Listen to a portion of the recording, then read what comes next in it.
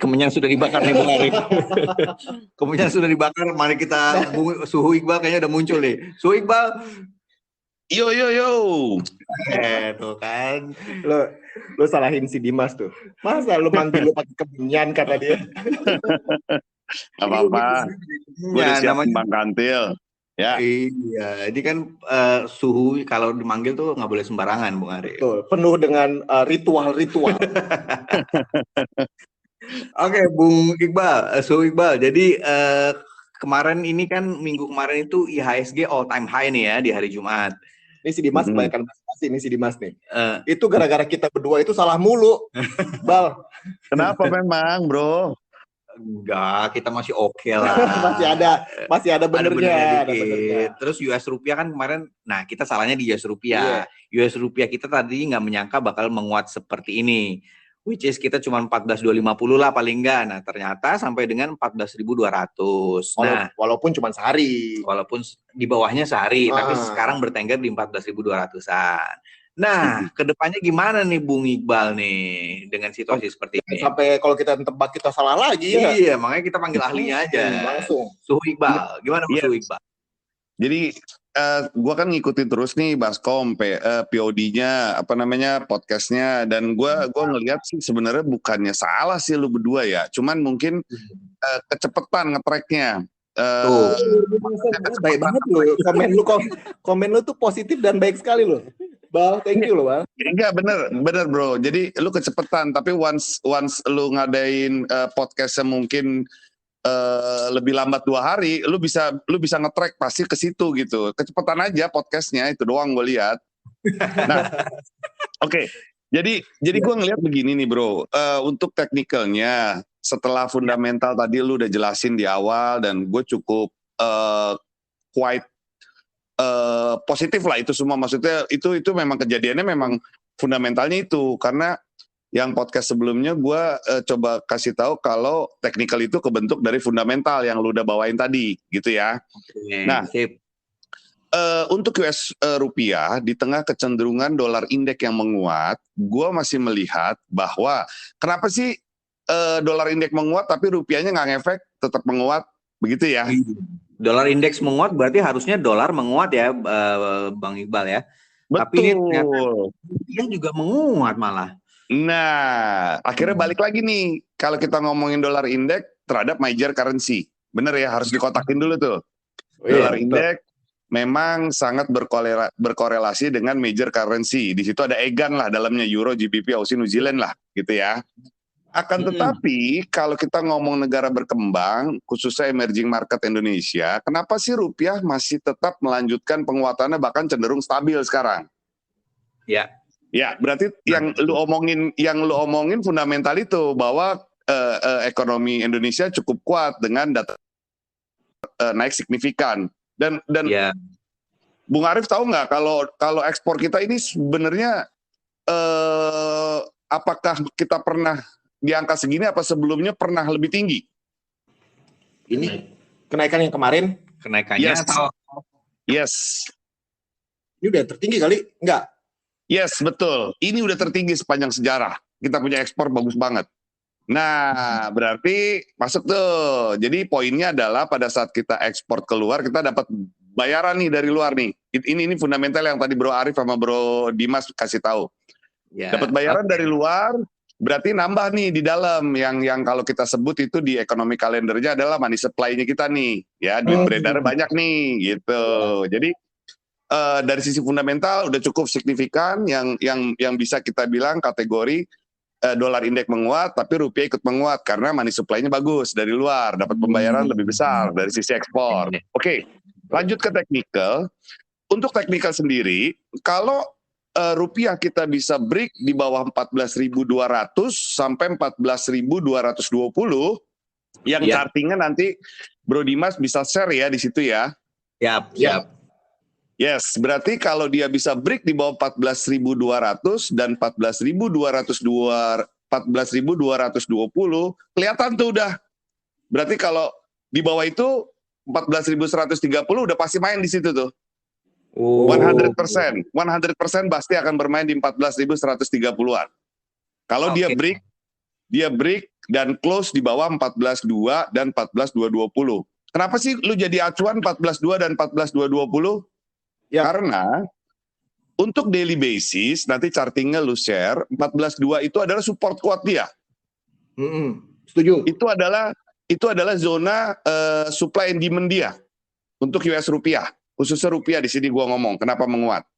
Ya, kalau supply-nya banyak, di area 14.200, supply rupiah banyak, gue yakin break di bawah 14.2. Dan kalau tutup di bawah 14.2, selesai. 14.130 kelihatan. Itu pertama. Kalau kita ngomong on weekly basis, dari mingguan, bedanya tipis, cuma 20 poin. Support kuat dia di 14.220. Support untuk supply and demand zone-nya dia, zona supply and demand-nya dia. Nah, kalau di bawah itu bisa antara 14.2 dan 14.220, kita ambil amannya di bawah 14.2 aja dia break dan close di bawah itu 14.130 kelihatan. Mau nanya boleh nggak? Boleh. Jadi ini bro, kalau tadi kan kita ngelihatnya itu ngejarnya bottomnya itu di 14.220, 14.200 yang kita sebutkan sebagai support kita harian maupun mingguan. Nah pertanyaan gua itu, apakah kita akan mengarah ke sana or the other way around sebenarnya?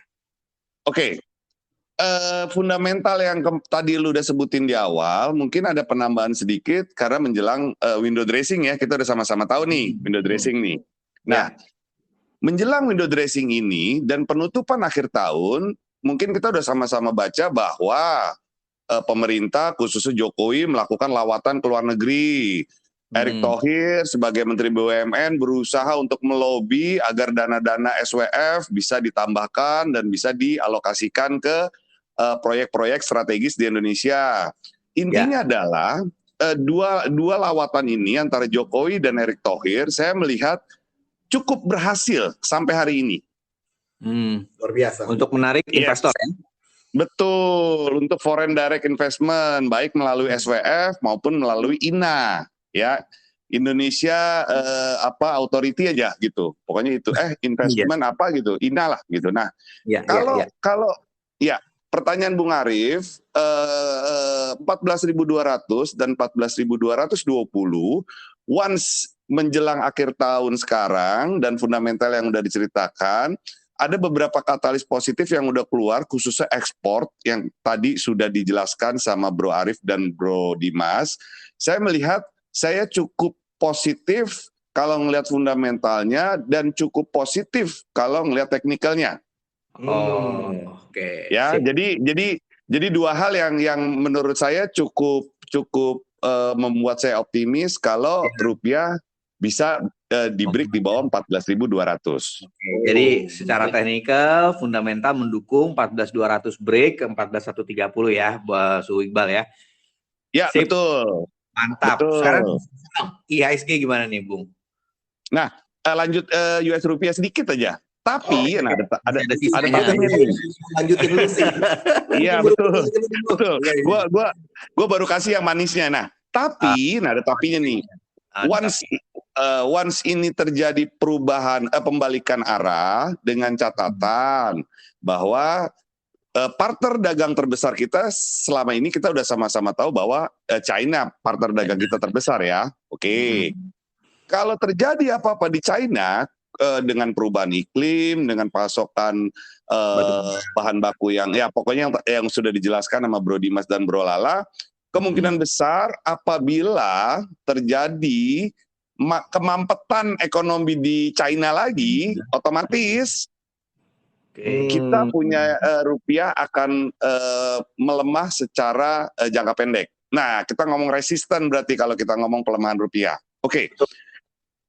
Oke, pelemahan rupiah sampai akhir tahun saya melihat resist atasnya hanya di 14.350 sampai 14.370. Seperti yang kita omongin waktu itu dengan Bro Dimas dan Bro Lala, bahwa US rupiah kalau teman-teman buka podcast sebelumnya ada di 13.446.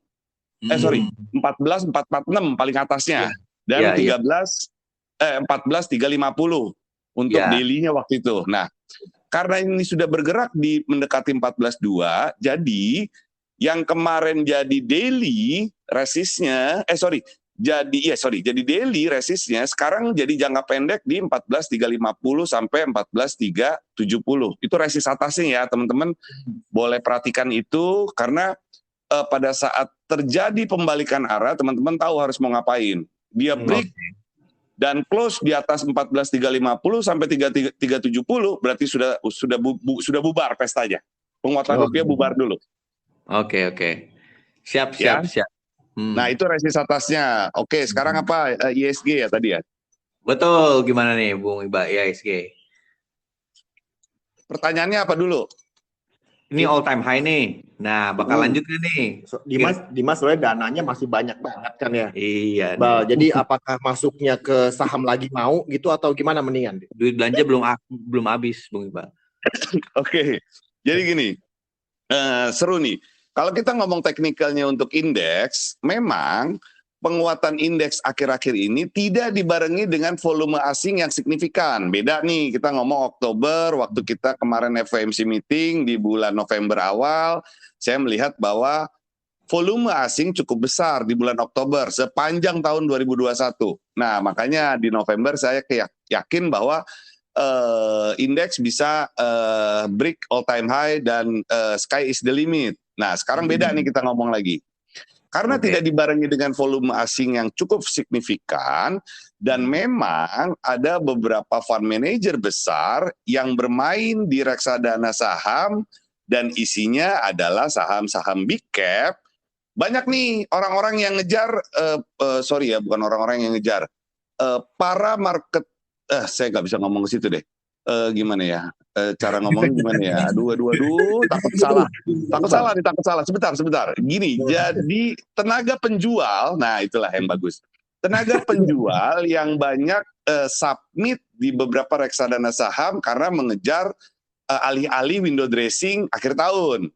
Nah, pertanyaannya, atasnya berapa dan apakah masih kuat lanjut untuk minggu depan? Saya melihat sudah mulai terbatas penguatan indeks. Ya. Terlebih di level teknikal terbentuk namanya divergen di atasnya. Ya.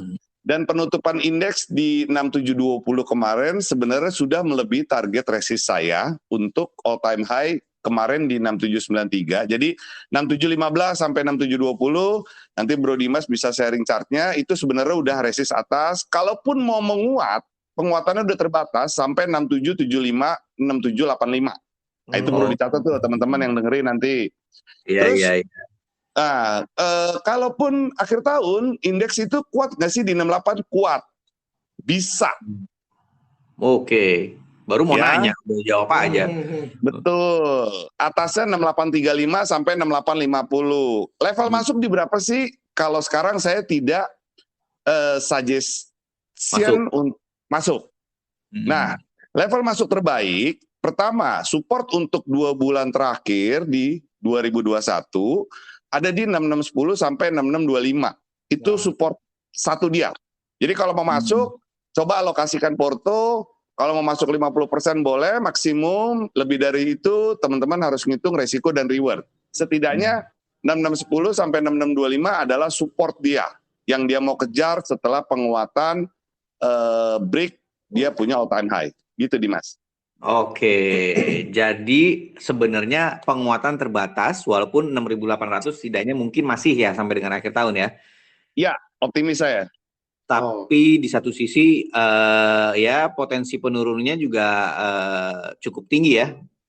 Betul, karena kalau kita ngomong indeks, tidak semua reksadana saham itu memiliki benchmark di indeks. Contoh, indeksnya naik tajam kayak sekarang belum tentu reksadana yang teman-teman pegang itu bisa sama lah dengan benchmarknya indeks. Karena mereka harus ngeliat lagi dalamnya yang mendukung indeks bisa naik sampai 6720 itu apa sih sektornya? Nah itu sih sebenarnya, lebih ke situ sih. Bro Iqbal, gue mau kan barusan gue lihat nih yang lu kirim ke Dimas gitu kan terkait sama chart-chart yang lu pakai gitu. Nah, yang menarik itu lu di situ naruh emas sebagai lu punya parameter gitu. Boleh dijelasin nggak kenapa ada emas di parameter lu, Bang? Oke. Emas itu kayak joker. Emas itu dua muka.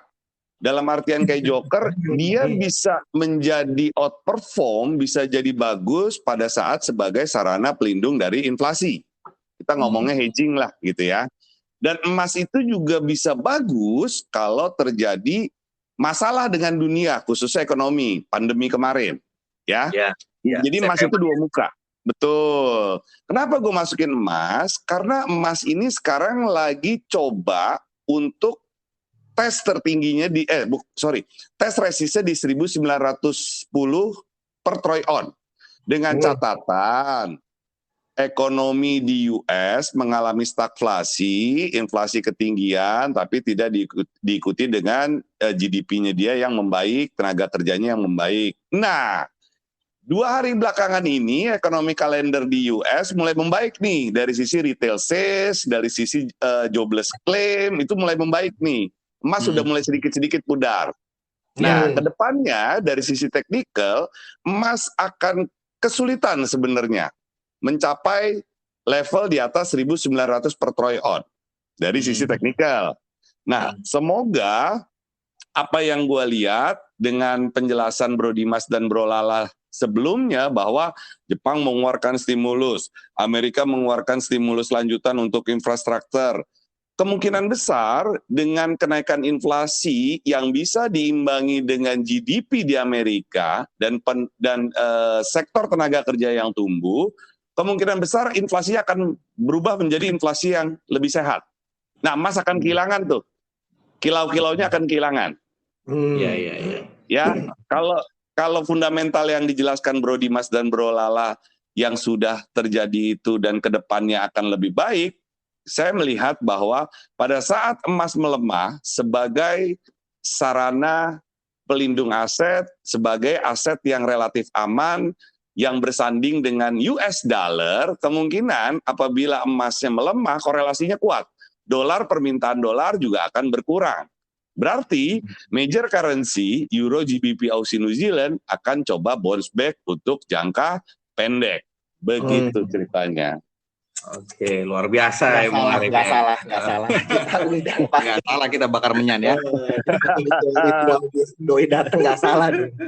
Oke, gua itu aja. Lu menambahin apa nggak? Nggak, kita jadi summarize aja ya. Jadi secara rupiah basically kita cukup strong ya. Mudah-mudahan kalau 14.200 break ya 14.130 ya Bung Iqbal ya. Terus kemudian IHSG sepertinya kenaikannya ini tidak disertai dengan kenaikan volume dari asing sehingga basically penguatan agak terbatas ya untuk saat ini dari IHSG. Betul. Walaupun 6.800 mungkin masih bisa lah ya, tapi di satu sisi potensi koreksinya juga besar nih kalau lagi begini ya. Betul. Oke, mantap sekali Bung Iqbal. Ini kita kayaknya mesti sering-sering kayak gini nih, Bang.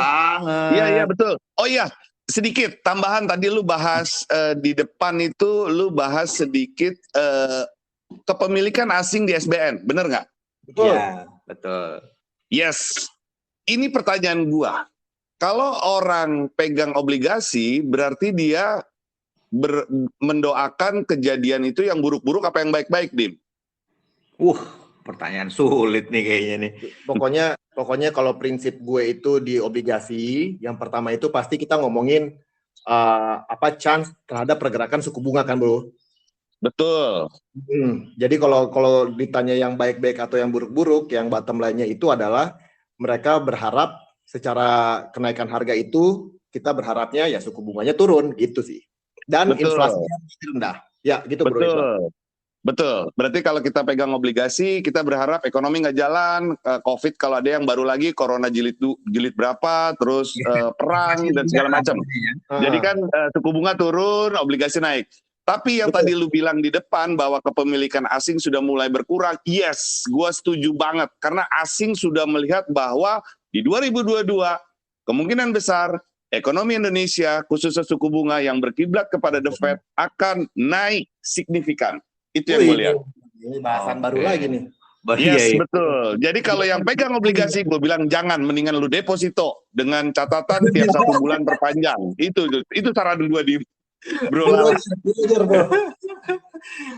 Emas susah nih, kilaunya udah mulai hilang. IHSG terbatas. Ini berarti bro, ini berarti kita ngelihatnya udah risk on banget dong ya? Udah mulai risk on banget, betul. Tapi kita masuk kemana nih Bung Iqbal? Apa kita beli mobil aja nih di Gias nih? Jangan, karena janganlah di foto mobil anak lu banyak bro. Gini, kalau menurut gua, kalaupun mau masuk reksadana ataupun saham murni, pilih sektornya. Terus kalau reksadana lihat dalamnya, tapi belilah pada saat misalnya gini, yang lebih aman sekarang kalau mau masuk reksadana saham, belilah reksadana yang memiliki benchmark dengan LQ45, IDX 30, IDX 80 ataupun indeks benchmarknya. Reksadana indeks, gua ngomongnya reksadana indeks. Oke. Jadi reksadana indeks. Nah, bukan reksadana yang kadang kita nggak tahu dalamnya dia rubah, 10 dikasih lihat di fund fact sheet, 10-nya disimpan, tapi 10-nya nggak tahu yang perubahannya. Gue lebih nyaman ke reksadana indeks. Dan gue lebih pegang bahwa 2022 reksadana saham ataupun saham murni dengan sektor tertentu akan outperform. Oke, berarti lebih selektif dalam memilih saham ataupun reksadana saat ini ya? Betul. Oke, luar biasa. Kalau gue perhatiin lu juga bijaksana juga lo. Oke, mantap lah kalau begitu. Kita langsung beli deh kita. Oke, gue demen bertiga sama lu, seneng gue menyalurkan hobi bersama kalian. Yes. Oke, buat teman-teman yang dengerin, ini kita ada Bro Iqbal yang jujur aja untuk sisi technical, sisi pergerakan forecasters itu andalannya beliau. Jadi akan lebih sering kita akan ketemu sama Bro Iqbal itu karena kita udah ngelihat sekarang kan momentumnya lagi akhir tahun nih, Bal. Yes, betul bro. Seru nih ngebahas market untuk yang menjelang akhir tahun dan juga untuk menyambut tahun 2022. Siap. Oke, kalau begitu, Bro, thank you bro. Thank you banget. Iya, thank you bro. Kita kemenyanyinya kita matiin dulu ya. Thank you, Bung Iqbal. Oke, gue akan menghilang dulu. Thank you bro.